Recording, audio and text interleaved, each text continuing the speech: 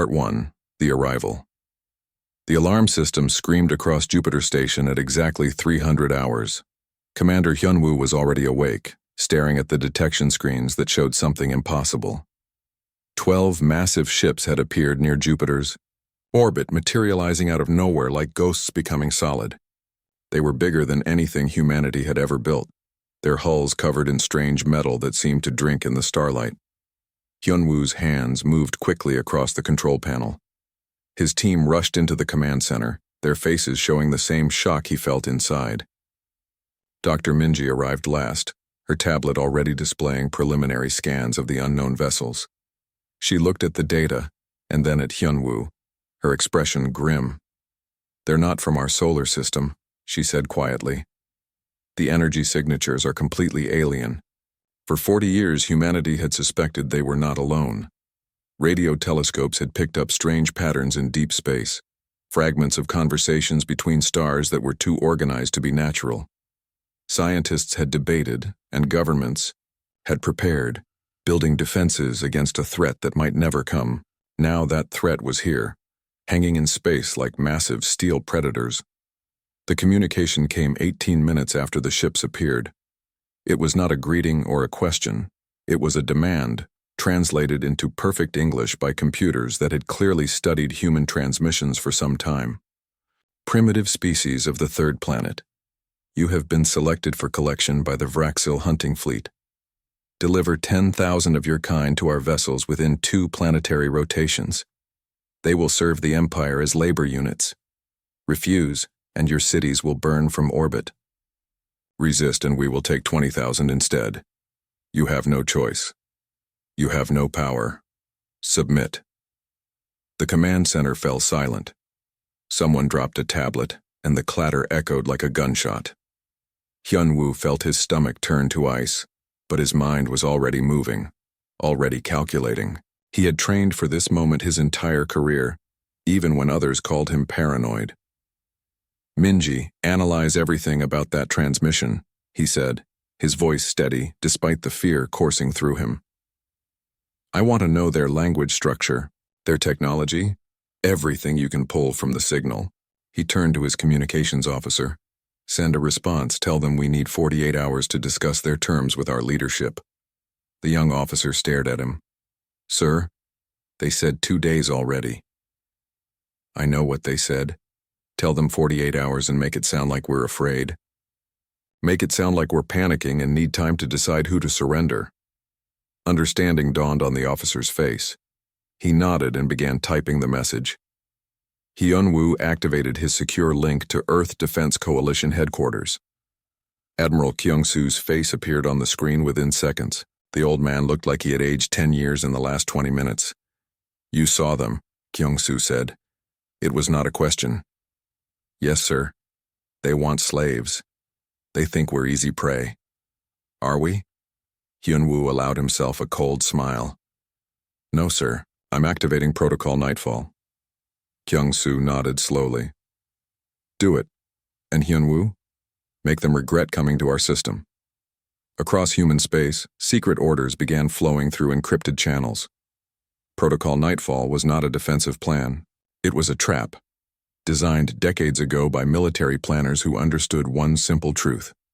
If hostile aliens came to Earth, they would expect primitive victims, not organized resistance. Captain Tae Yang received his orders aboard the stealth frigate, Silent Arrow, currently hiding in the shadow of Europa. His ship was one of 37 like it, designed to be invisible to enemy sensors, painted in materials that absorbed radar and heat signatures. They had practiced for this scenario hundreds of times in simulations. "All hands to battle stations," Taeyang announced calmly. "This is not a drill. We have hostile alien vessels in our system. They think we're helpless. Let's teach them otherwise." His crew moved with practiced efficiency. They had trained together for 8 years, preparing for a day that might never come. Now it was here, and fear mixed with determination on every face. They were not soldiers attacking an enemy. They were defenders protecting their home, their families, and every human being alive. On Mars Colony, civilian administrator Suho was helping his children with homework, when the emergency broadcast interrupted every screen in the habitat. His daughter looked up at him with frightened eyes as the message explained what was happening near Jupiter. "Dad, are the aliens going to take us?" she asked. Suho pulled her close, his mind racing. "No, sweetheart. No one is taking anyone. We're going to be fine." But even as he said it, he was thinking about the emergency supplies in the storage modules, about the mining equipment that could be turned into weapons, about the 1,000 ways a desperate person could fight back. He would not let his children become slaves. He would burn Mars down first. Back on Jupiter Station, Dr. Minji was making progress. The Vraxil transmission had contained more information than they realized. Their translation software had left traces, digital fingerprints that revealed how their computers worked. More importantly, the brief scan they had done of human space had exposed their sensor frequencies. "Hyunwoo, look at this," she said, pulling up a holographic display. "Their scanners work on these specific wavelengths. And see this? Their ship hulls are designed to deflect high-energy weapons, but kinetic impacts would be much more effective." "You mean old-fashioned bullets?" "I mean very fast old-fashioned bullets. Their shields are optimized for laser and plasma weapons.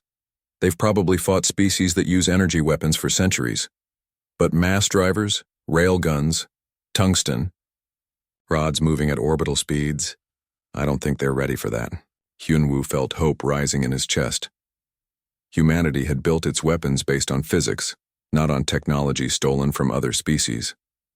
Human warships used kinetic weapons because they were reliable, cheap, and devastating. What the Vraxil saw as primitive might be their greatest advantage. The Vraxil fleet began moving toward Earth, confident in their superiority. War Master Kreth stood on his command bridge, reviewing the scans of the primitive planet.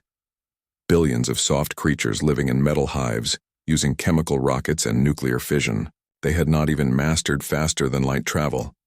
This would be easier than the last 3 harvests. They asked for more time. His communications officer reported. "They sound frightened."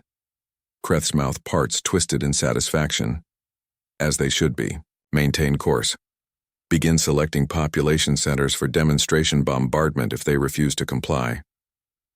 But Kreth did not see the hundreds of small objects drifting in the asteroid belt, each one painted in radar-absorbing black, each one cold and dormant. He dismissed them as space debris, natural rocks floating in the void. It never occurred to him that rocks do not usually contain high explosive charges and electromagnetic pulse generators. It never occurred to him that humanity had been watching the stars for decades, waiting and preparing. It never occurred to him that the prey had teeth. Part 2. The hunters become the hunted. The Vraxil fleet crossed into the asteroid belt with absolute confidence. War Master Kreth stood at the center of his command bridge, watching the primitive planet grow larger on his screens. In 300 years of service, he had overseen 42 harvests across 17 different worlds. None had ever fought back successfully. None had ever made him afraid. That was about to change. Engineer Hana sat in a small control room on Ceres Station, her fingers hovering over a single red button. Around her, 3 other engineers waited in silence. They had spent 5 years placing the mines throughout the asteroid belt, disguising them as rocks, spacing them perfectly. Now all that work would be tested in the next 60 seconds. "Fleet entering kill zone," someone announced over the radio. 30 seconds. Hana closed her eyes and thought about her sister living on Earth, about her nephew who was only 3 years old, about every person who would become a slave if this failed. Then she opened her eyes and pressed the button. 347 electromagnetic pulse mines detonated simultaneously throughout the asteroid belt. They did not explode with fire or shrapnel. Instead, they released massive waves of electromagnetic energy that washed over the Vraxil ships like invisible tsunamis. Shield generators overloaded instantly. Communication arrays fried and went dark. Targeting computers crashed. Navigation systems spun uselessly. On his bridge, Kreth grabbed a support rail as the lights flickered and died. Emergency power kicked in, bathing everything in red light. His officers shouted reports, their voices full of confusion and rising panic. Shields down across the fleet. "Communications offline. Sensors are blind." "What happened?" Kreth roared. "What did they do?" But his crew had no answers. They had been struck by something they had never encountered. something their technology was not designed to resist. And in that moment of blindness and confusion, the real attack began. Captain Tai Yang watched the EMP signatures bloom across his tactical display like deadly flowers. The moment they faded, he gave the order his crew had been waiting to hear. All ships weapons free. Execute attack pattern hammer. 37 stealth frigates emerged from hiding spots throughout the asteroid belt. They had been drifting cold and silent, invisible to Vraxil sensors, waiting for this exact moment. Now their engines flared to life and their railguns began to fire. Tungsten rods, each one the size of a telephone pole, accelerated to impossible speeds. They crossed the distance to the Vraxil fleet in seconds. Moving too fast for crippled defense systems to track, the rods punched through armor plating like paper, tearing through bulkheads and reactors and crew compartments. Ships that had seemed invincible minutes ago began to break apart, bleeding atmosphere and bodies into the void. Kreth felt his flagship shudder from multiple impacts. Damage reports flooded in faster than he could process them. 2 of his heavy cruisers were already tumbling, their engines dead, their hulls torn open. The primitives were attacking. The helpless prey had weapons. How was this possible? "Return fire!" he screamed. "Find them and destroy them!" But his gunners were firing blind, shooting at shadows and empty space. The human ships were too small, too fast, and too smart. They fired and immediately changed position, never staying in one place long enough to be targeted. It was like fighting ghosts. Lieutenant Daehyun was not aboard any of the frigates. He was 3,000 kilometers away, sitting in a cramped cockpit that was not actually a cockpit at all. It was a control pod for an experimental weapons system that Earth Defense Coalition had been developing for 12 years. They called them rail drones, small unmanned fighters controlled by quantum-linked artificial intelligence and human pilots working together. Daehyun's consciousness was linked directly to his fighter through neural interface. He could feel the ship around him like a second body. When he thought about turning, the fighter turned. When he wanted to fire, the weapons fired. And he was not alone. 200 other pilots sat in similar pods scattered across human space, each one controlling a fighter, each one now diving toward the Vraxil fleet. "Swarm formation," Daehyun called to his squadron. "Hit them fast, hit them hard, then scatter." The rail drones moved like a school of predatory fish flowing around the larger Vraxil ships, targeting engine pods and weapon systems. They were too small and numerous for the aliens to track effectively. Every few seconds, another explosion bloomed against Vraxil armor, as missiles and kinetic rounds found their marks. Dr. Minji watched the battle from Jupiter Station, analyzing every piece of data that came in. She had studied the Vraxil ships from their initial scans and had identified their weaknesses. Now she was feeding targeting information directly to the attack fleet, showing them exactly where to hit for maximum damage. "Third cruiser from the left," she transmitted to Taeyang. "Their reactor is located in the aft section, starboard side. 3 direct hits should cause a cascade failure." "Understood," Taeyang replied. Silent Arrow moving to engage. His frigate swung around a tumbling asteroid, lined up the shot, and fired. 3 tungsten rods struck the cruiser's reactor housing within 2 seconds of each other. For a moment, nothing happened. Then the entire aft section of the ship exploded in a brilliant flash of light, tearing the cruiser in half. Kreth watched one of his finest ships die and felt something he had not experienced in decades. Fear. These were not primitives. These were warriors, organized and prepared. They had been waiting for his fleet. They had planned this. The trap had been perfect. "Retreat," he ordered, the word tasting like poison. "All ships fall back to Mars orbit. We regroup there." But retreating under fire was chaos. The human ships pursued them relentlessly, picking off stragglers, hammering damaged vessels until they fell silent. By the time the Vraxil fleet reached Mars, they had lost 3 heavy cruisers and 4 escort vessels. Nearly a quarter of their strength was gone. Aboard Jupiter Station, Hyun-woo allowed himself to breathe for the first time in an hour. They had won the first battle, but he knew it was not over. The Vraxil were regrouping, and angry predators were the most dangerous kind. "Status report," he ordered. "Enemy fleet has taken position in Mars orbit," his tactical officer reported. They're scanning the civilian colony." Hyun-woo's blood went cold. Mars colony held 15,000 civilians, including families and children. If the Vraxil decided to take hostages, this fight would become much more complicated. His worst fears were confirmed when the next transmission came through. This time Kreth's voice was cold with rage. "Humans, you have made a grave mistake. We now hold your colony on the Red Planet. Surrender immediately or we will execute 1,000 of your people every hour until you comply. You have shown you can fight. Now show us you can watch your own die." Silence fell across the command center. Someone whispered a prayer. Hyunwoo stared at the tactical display, his mind racing through options, all of them terrible. They could win battles in space, but the Vraxil were now using civilians as shields. Then a new voice came over the channel, one Hyunwoo did not recognize at first. It was rough and determined, coming from Mars Colony itself. "Jupiter Station, this is Suho, civilian administrator of Mars Colony. We heard the Vraxil transmission. We are not waiting to be rescued. We are not hostages. Tell the fleet to keep fighting. We'll handle things down here." Before Hyunwoo could respond, the transmission cut off. On Mars, the Vraxil were about to learn another important lesson about humanity. When you threaten their families, humans do not surrender. They fight back with everything they have. And mining equipment makes excellent weapons when you are angry enough to use it. Part 5. The message to the galaxy 6 months had changed everything. The captured Vraxil ships had been studied, their technology reverse-engineered by Earth's best scientists. The faster-than-light drives that had seemed like magic were now understood, improved and installed in humanity's own vessels. Earth Defense Coalition had become something more, the Free Stars Alliance. Captain Tae-yang stood on the bridge of the Liberator, humanity's first purpose-built FTL warship. Around him, his crew prepared for their first jump beyond the solar system. Behind them, 23 more ships formed up in formation, a mix of retrofitted Vraxil vessels and new human designs. This was not a fleet built for conquest. It was built for one purpose: to free slaves.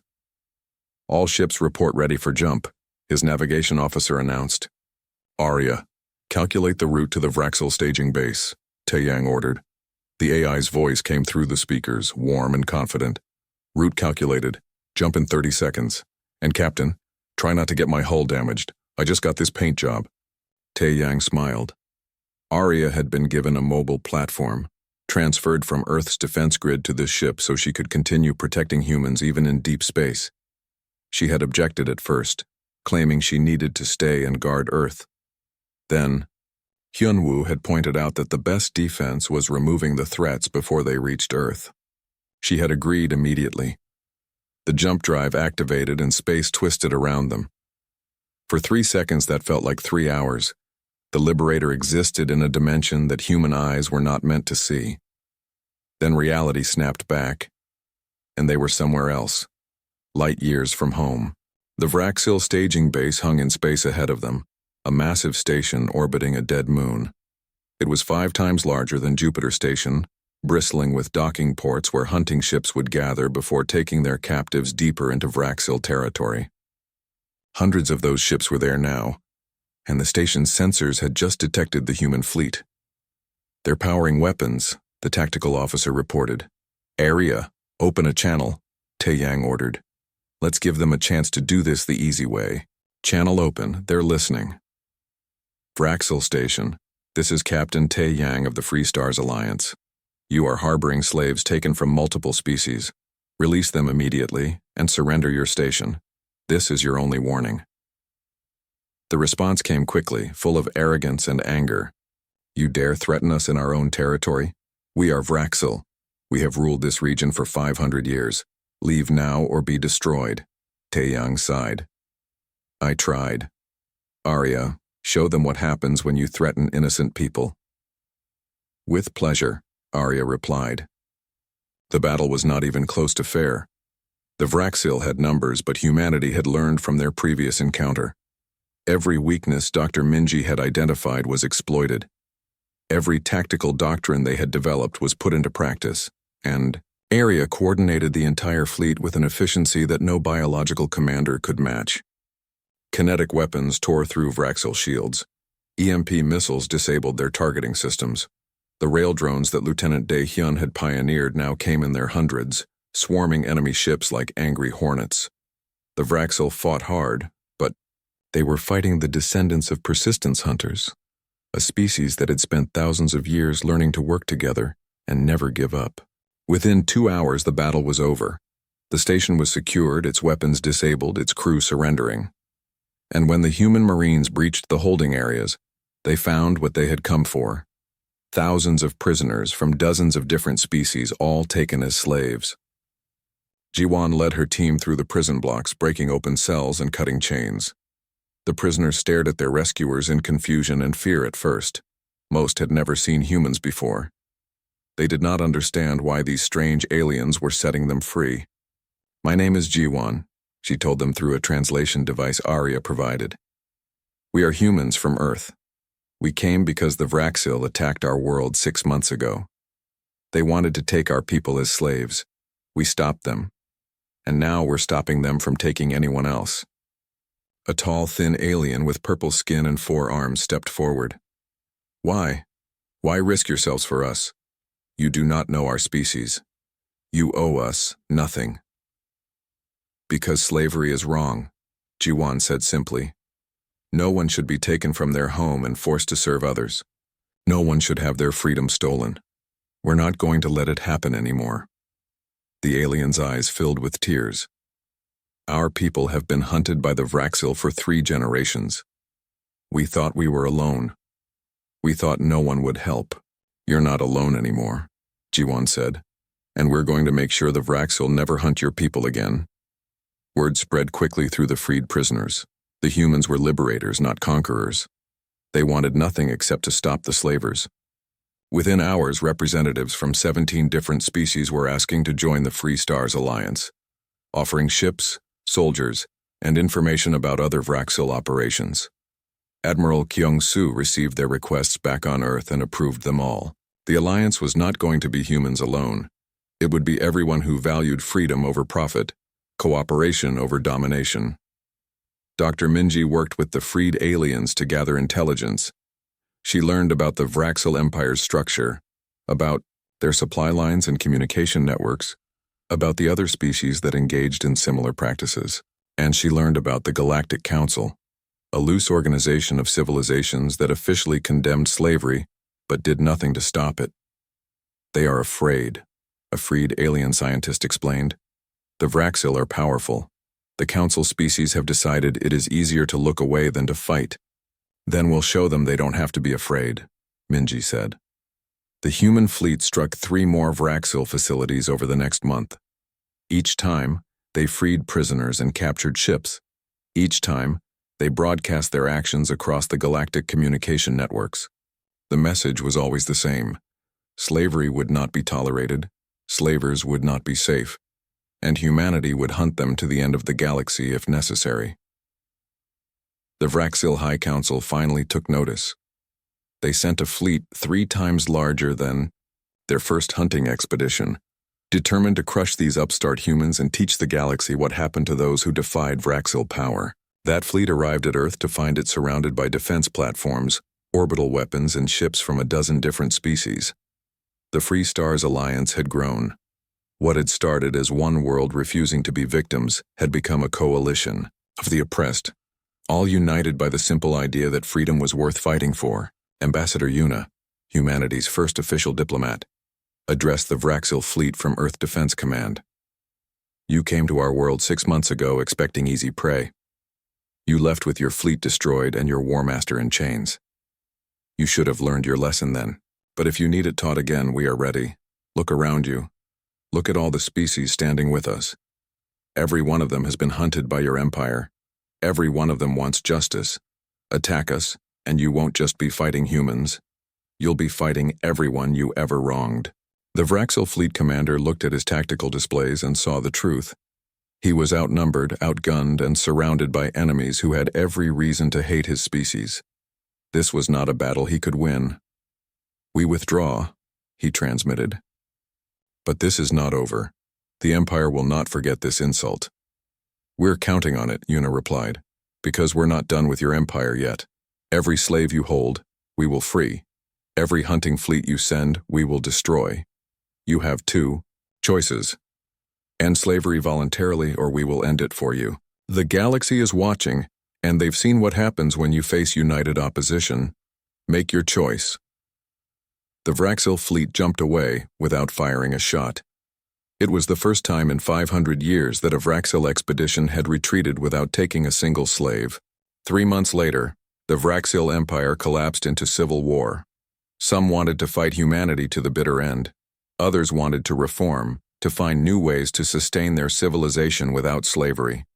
The High Council split, and the Empire fractured. But humanity did not stop. With the Free Stars Alliance growing every day, they hunted down slavers of every species. They found prison stations hidden in asteroid fields. They liberated work camps on harsh worlds. They freed people who had been slaves their entire lives and had forgotten what freedom felt like. And the galaxy watched. Ambassador Una stood before the Galactic Council 1 year after the Vraxil first attacked Earth. Around her, representatives from hundreds of species watched with mixed emotions. Some were grateful for humanity's actions. Others were nervous about this aggressive new species. All were respectful, even fearful. "We came from a world where terrible things happened," Una said. "Where people were enslaved, where atrocities were committed, where the strong preyed on the weak. We learned from those mistakes. We learned to say never again, and we meant it, not just for ourselves, but for everyone. You have watched us for the past year. You have seen us fight. Some of you think we are dangerous, and you are right. We are very dangerous to anyone who profits from suffering. But we are also your allies if you value freedom. If you believe all thinking beings deserve dignity and choice. The Free Stars Alliance is not just humans. It is everyone who refuses to look away from injustice." Part 4. The wrath of Earth Admiral Kyung-soo stood in the command center buried deep beneath Earth's surface. Around him, hundreds of officers monitored screens showing the battle at Mars and the Vraxil fleet preparing to fire on the colony. He had given the order he hoped he would never have to give, and now there was no taking it back. "Prometheus is active," an officer reported. "All lunar platforms firing. On the moon's surface, hidden beneath layers of regolith and rock, 64 mass driver cannons had been built over the past 30 years. Each one was 5 kilometers long, using electromagnetic rails to accelerate tungsten rods to speeds that approached a significant fraction of light speed. At those velocities, the rods carried more kinetic energy than nuclear weapons, and they were completely silent until impact. The Vraxil never saw them coming. The first rod struck War Master Kreth's flagship in the engineering section. The ship's shields, still recovering from the EMP attack, managed to deflect some of the energy. Not enough. The rod punched through the hull like it was made of tissue paper, traveling through 17 decks before exiting the other side. The damage should have been catastrophic but localized. Then physics caught up with the impact. The kinetic energy transfer was so massive that metal turned to plasma. The engineering section simply ceased to exist, replaced by an expanding ball of superheated gas. Secondary explosions ripped through adjacent compartments. The flagship broke in half, both pieces tumbling through space, trailing debris and bodies. Kreth survived the initial impact by sheer luck. His command bridge was in the forward section, which remained mostly intact. But his ship was dead, power failing, life support running on emergency batteries. Through the viewports, he watched more rods strike his fleet like the fists of an angry god. 3 more heavy cruisers died in the first volley. The rods struck with such force that entire ships crumpled or broke apart. There was no defense against them, no way to dodge something moving that fast, no shield strong enough to stop that much kinetic energy.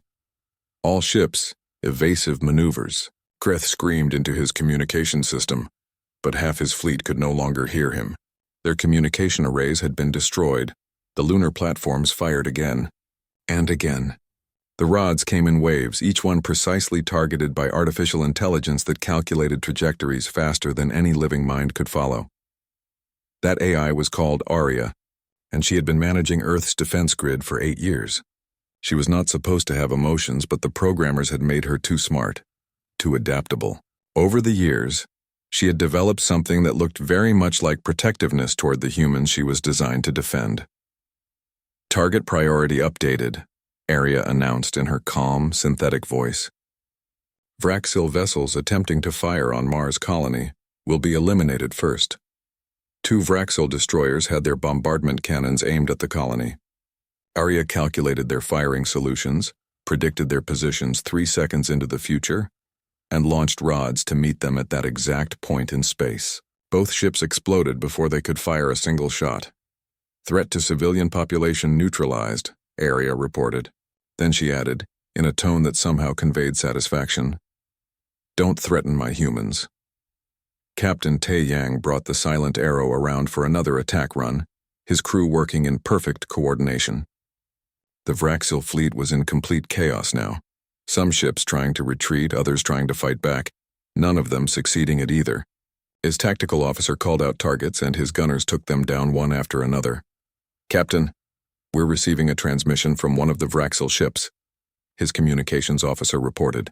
They're trying to surrender." Tae Yang felt a moment of satisfaction.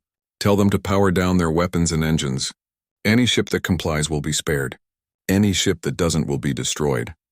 5 Vraxil vessels immediately went dark, drifting powerless in the void. The others kept fighting or trying to flee.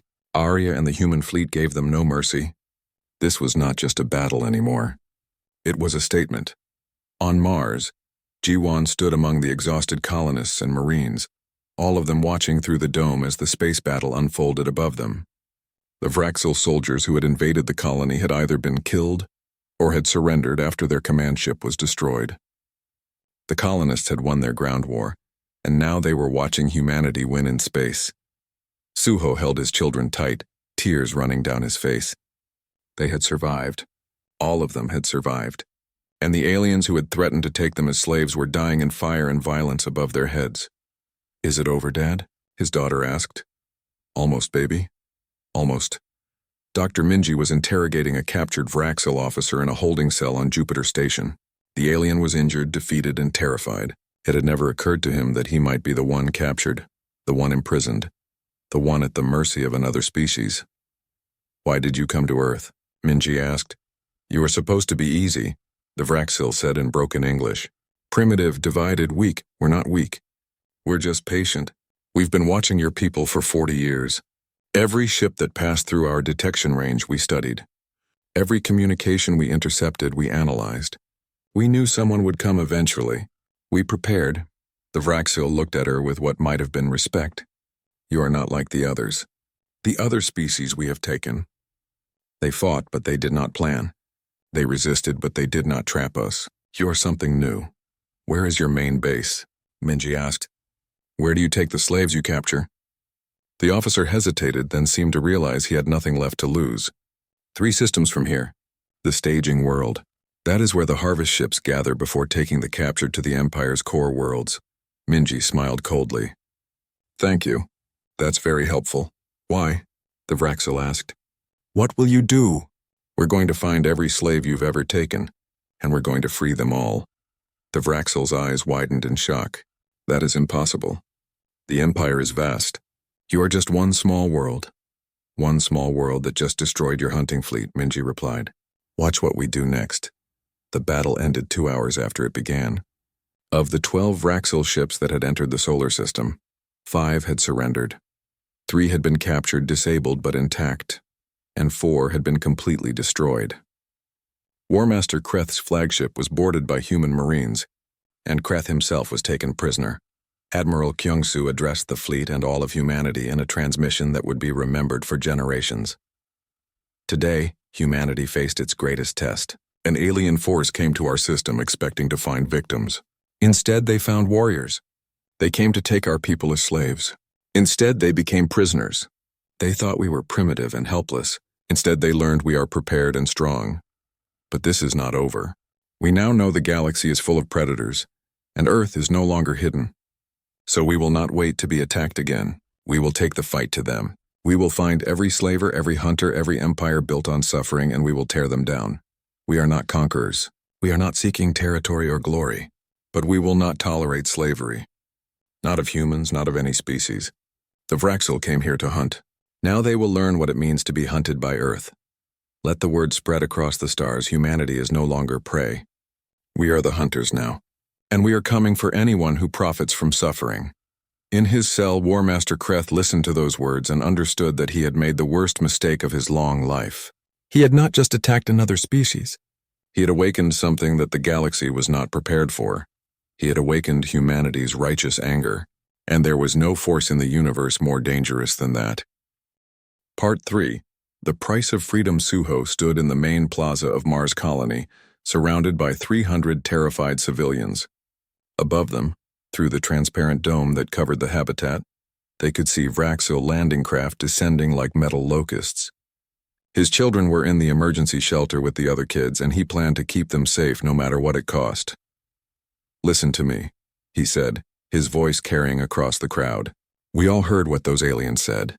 They think we're helpless. They think we'll just line up and let them take us." "Are they right?" "No," someone shouted from the back. Others joined in, anger replacing fear. "That's right. We're not helpless. We're miners, engineers, and farmers. We built this colony with our own hands on a dead planet. We have tools. We have equipment. We have each other. And we're not going to be slaves." He pulled up a holographic map of the colony. "The Vraxil will land at the main airlock. We collapse Tunnel 7 and force them to come through the mining sector. There we hit them with everything we have. Industrial lasers, drilling equipment, explosive charges meant for excavation. We turn our own colony into a trap." A woman named Heian, one of the chief engineers, stepped forward. "The mining mechs can be weaponized. They're designed to break rock. They'll break alien armor just fine." "Do it," Suho said. "Everyone who can fight, grab whatever you can use as a weapon. Everyone else, get to the shelters and seal them. Make the Vraxil work for every meter they take." While Mars Colony prepared to resist, 2,000 kilometers above them, Specialist Jiwan was preparing to disobey direct orders. She stood in the cargo bay of a civilian transport ship with 11 other Marines, all volunteers, all fully aware they might not survive the next few hours. "Command says we're not authorized for a rescue mission," she told her team. "They say it's too risky, that we'd be throwing away lives for nothing. But I've got family down there. Some of you do too. And even if we didn't, those are our people. I'm going down. Anyone who wants to stay behind, no judgment." Nobody moved toward the exit. They had all made their choice before boarding the ship. "Then let's go save some lives," Jiwan said. The transport ship was designed to look like a cargo vessel fleeing the battle. The Vraxil ignored it as it descended toward Mars, more focused on securing the colony. By the time they realized their mistake, Jiwan and her team were already inside the colony's secondary airlock.